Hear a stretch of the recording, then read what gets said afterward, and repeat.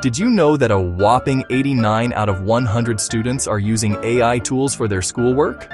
It's true. It's like everyone suddenly got a super smart, know-it-all friend who lives in their phone. But here's the paradox, the real kicker. Most of these students have no idea how to tell if their new best friend is telling the truth or just making things up with incredible confidence. It's a bit like getting directions from a guy who's never left his basement but talks like he's Magellan. This creates a huge challenge, but also a brilliant opportunity. We can't just ban these tools. That ship has sailed, circled the globe, and is now docking in every classroom. So, what do? Instead of fighting it, we have to lean into it. We need to teach students not just the subject matter, but also how to use these powerful new tools responsibly. Imagine teaching someone how to drive a car.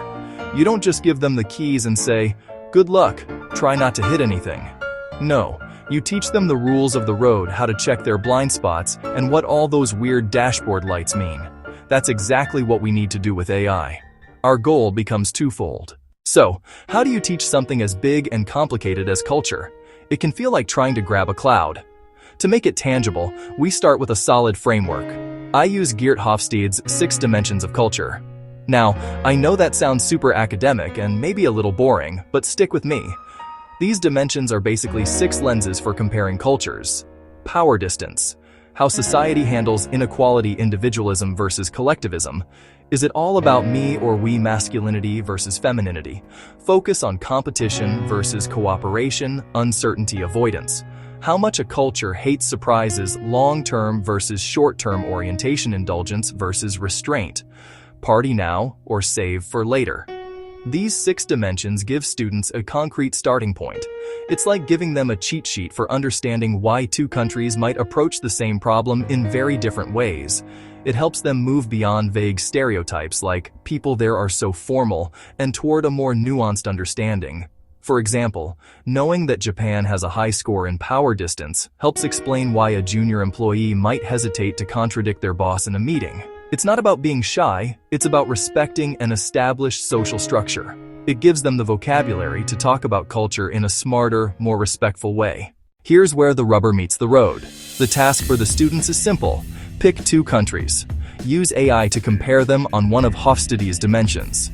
Start with a broad question. Example: how do the United States and Japan differ in power distance? That initial generic AI answer becomes our baseline. It's low effort, vague, plausibly written, but often unsourced. It's tempting to accept, but we don't stop there. Teach students to refine their questions. Prompt engineering. Example: refined prompt. What is the specific power distance index score for the United States and Japan according to Hofstede Insights? Please provide business examples. A better question gets a better answer. Students must save the entire chat history. Document the process. Now the critical step, verification. I tell them, trust, but verify. Or really, assume it's lying until proven true.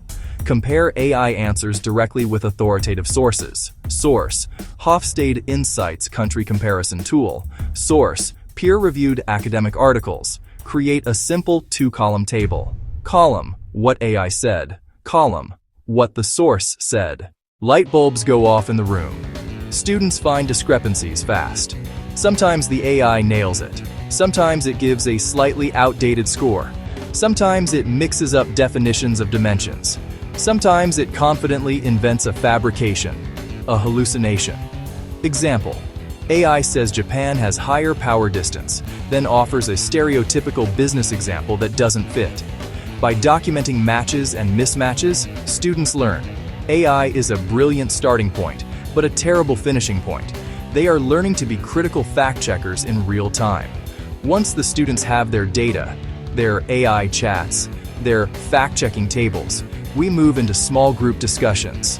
This step is absolutely essential. Groups of 3 or 4 create a safe, low-stakes space. They share findings and, more importantly, confusion. A student who won't say, "I think the AI lied," to the whole class will tell 2 friends. It turns "I got it wrong" into "look what this thing does."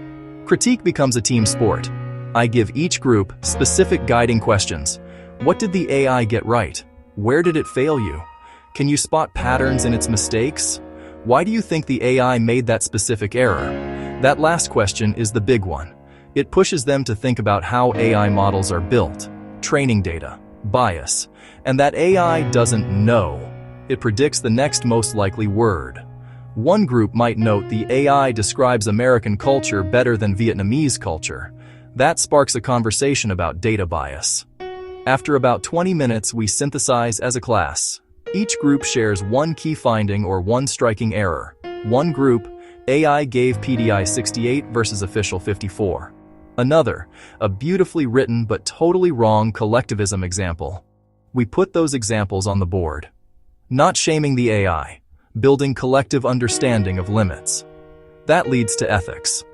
What harm if a leader used wrong info before a negotiation? Students get it. Misunderstandings, offense, failed deals. Blind trust isn't just lazy, it can be harmful. They learn responsibility using AI. The assignment becomes understanding real-world implications of powerful, imperfect tools.